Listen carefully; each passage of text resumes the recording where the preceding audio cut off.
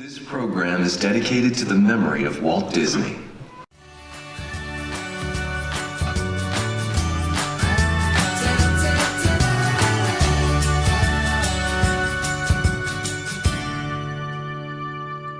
This week for Disney with Disabilities, I wanted to take you to Liberty Square because it's really one of my favorite places in the whole Magic Kingdom and home to one of my favorite attractions. Yeah, you guessed it. My favorite attraction is the Haunted Mansion.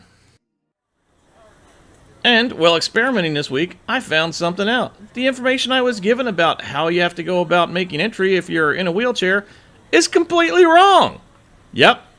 You don't have to transfer into a Walt Disney World push wheelchair and then have to walk all the way out to where your wheelchair is kept.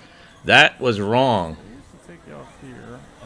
It turns out that you only have to transfer from your wheelchair to one of the doom buggies. Now, you may recall you used to make it about this far in the regular line when they would take you off to the side and send you in through the back doors. Well, they don't do that anymore. You go right through the full line with everybody else, including the stretching room, leaving you free to take as many pictures as you want in the queue line. And I take a lot of pictures.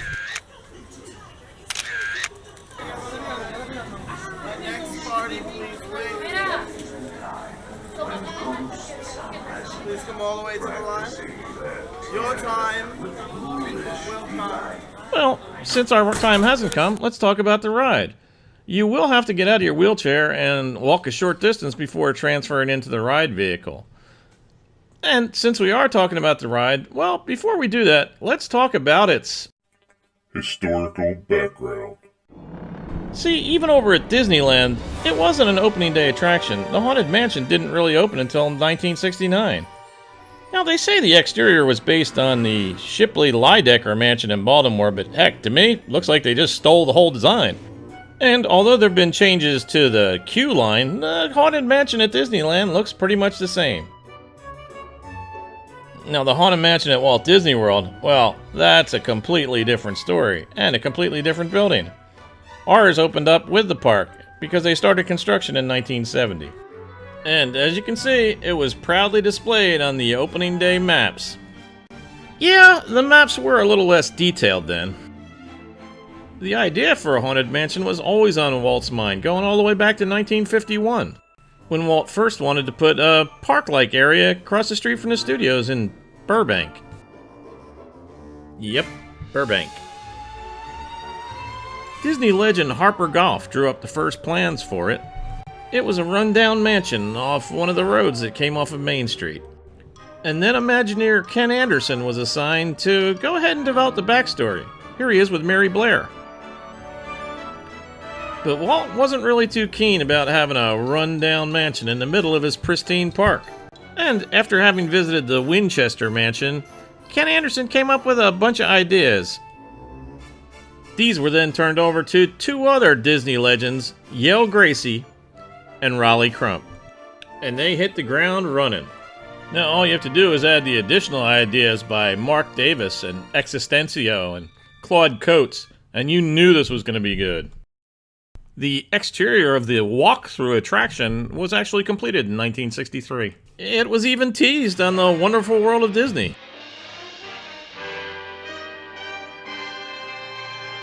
But by then, Raleigh Crump and all the other Imagineers were hard at work with Walt on the 1964 World's Fair. And that fair gave us something else that was vital to the Haunted Mansion, thanks to Bob Gurr, the guy who created pretty much everything that Disney has on wheels. And that was the Omnimover system. The Haunted Mansion was no longer going to be a walkthrough. And the rest, as they say, is history. Or should we say, a dead subject. And that brings us to present day. Were we ready to go inside? Starting on the right-hand side, give me the last end of the next chamber, and I'll show you where to go. Alright. Foolish mortals, to the Haunted Mansion. I am your host, your Okay, my first carriage, you're going to come. We can have Linda from over here. Over here for me, please.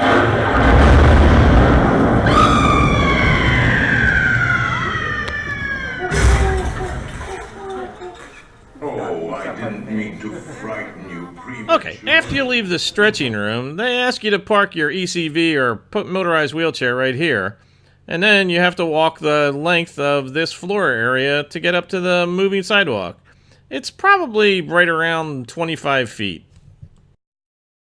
And there are handrails on both sides to assist Are you. you okay with transferring? Yes. Are you okay with walking a short distance? Yes. Are you okay with walking on a slow moving Yes. walkway? Alright, go ahead and transfer. You're gonna follow my friend Chris right over here.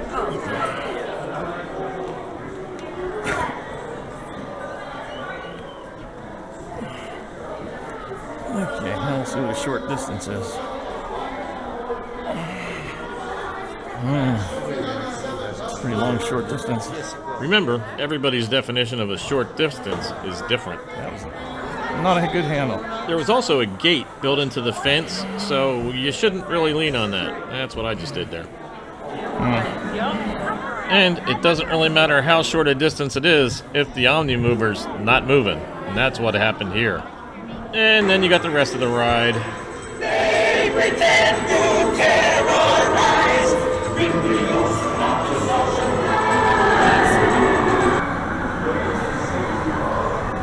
Now I will raise the safety bar, and a ghost will follow you home. Kindly watch your step. By the time I got to the moving sidewalk and figured out how far it was actually going to be till I could get to my power chair, I was hoping that Ghost was not only going to follow me home, but he might help by picking me up after I fell.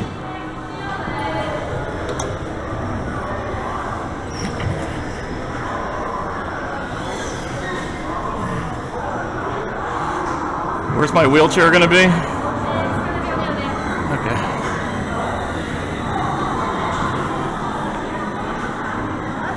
That's not my wheelchair.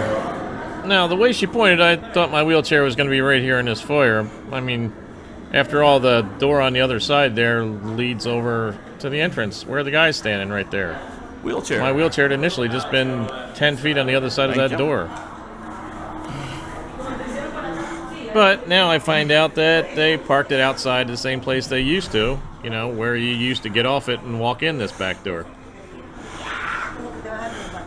And let me tell you, I was dragging by the time I got out there. It looks like we have time. Why don't we head over to the riverfront landing and get a ride on the Liberty Belle paddle wheel boat? Because it's completely accessible. Well, this doesn't look good. There's a chain across the landing where you would regularly board. Well, not in a wheelchair. No, in a wheelchair, you'll turn to your right and come around here to go to the lower level where there'll be a ramp to... Wait a second. Not only is there no paddle wheeler here, there's no river in the rivers of America. Or at least not in this section. Let's see. Insert postcard picture here. And then you get to enjoy a tour of the rivers of America on board the Liberty Belle. And once completed and you return to the riverfront landing, you come out the opposite side on the left side, up the ramp there. Well, so much for the rides in Liberty Square. Let's go visit one of the 3 attractions. They do have a fantastic collection of presidential artifacts, like Abraham Lincoln's chair, and FDR's mobile telegraph, and Ronald Reagan's hat, and of course, Herbert Hoover's fishing license. And, oh yeah, they also have this theater in there.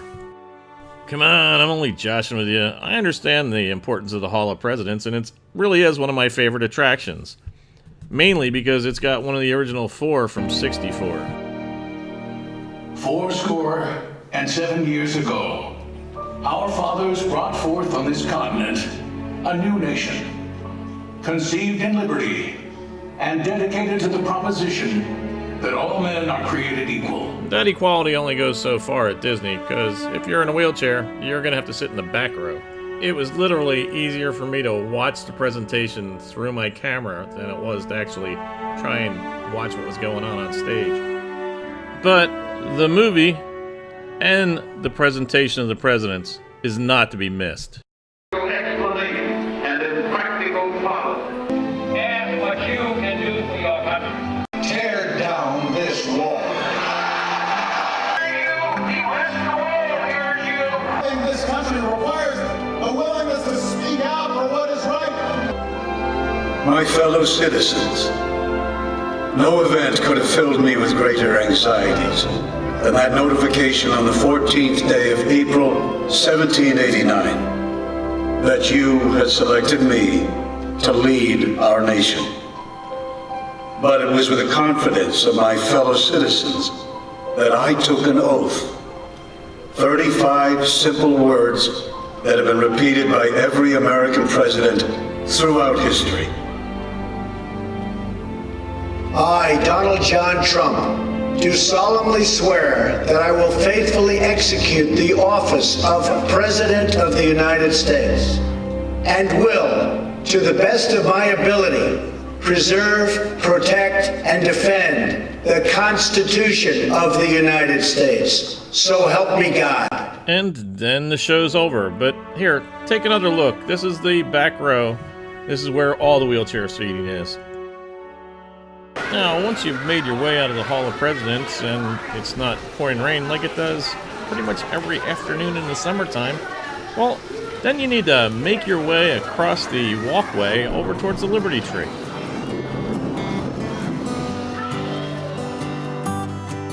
Because it's going to be right here in this area that they're going to cordon it off for you to watch the parade. A handicapped parking area, but for wheelchairs and scooters and not your car. Now, if you timed it just right, you might get another treat coming from this building right here. You just got to keep your eyes on the upstairs windows and listen for the music. It's the Muppets with another great moment in American history! Yep, it's the Muppets' Great Moments in History. Come closer, all ye people, gather round and listen well. My friends and I have some of history's greatest tales to tell. Your hair will stand on end with all the history and such. Unless, of course, you're bald like me, in which case, not so much. There is a story to be told, but, of course, the Muppets' mayhem always catches up with it. Great moments in history, the ride of Paul Revere. Great moments in history, you saw it all right here. And here's what you will take away in all your minds and hearts. Great moments in history, great moments in history, great moments in history. But only the American Great moments in history, with just the American part. And since we're still waiting for the parade to come along, I guess this is as good a place as any to discuss your dining options here in Liberty Square. There's 2 of them. Your quick service location will be the Columbia Harbor House. This is one of my favorite restaurants on property, and is also home to the coolest seating area where you can view both Liberty Square and Fantasyland. Unless you're in a wheelchair and then you can't get up there.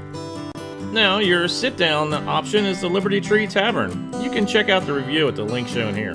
Now, I've literally gotten fish and chips in my last 2 visits, but they do have a all-you-care-to-eat dinner that gives you all of, well, your Thanksgiving favorites. And don't forget that really cool elevator they have to get you up into the dining area. Now let's talk some more about the parade. Right there at the same corner, you're going to find signers to help out the hearing impaired during the parade. And you'll find it really is a great place to watch the parade from. Wait a second. Nick Foles? Now how did he get in there? Oh, I'm sorry, I had no idea what was in there. Just here, watch the parade.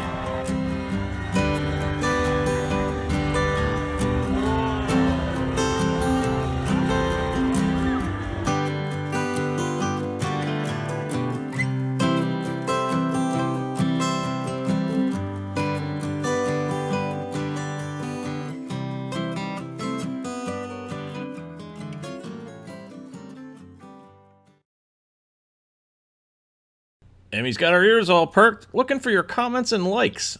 And if you did like the video, why don't you go ahead and subscribe? And when you do subscribe, don't forget to click on that bell icon. That way you'll be notified the next time I upload a video. Well, in the worst possible lighting ever, I've killed every battery I have at Epcot, so there should be a bunch of videos coming out shortly. Yep. Thanks for watching. See you next time.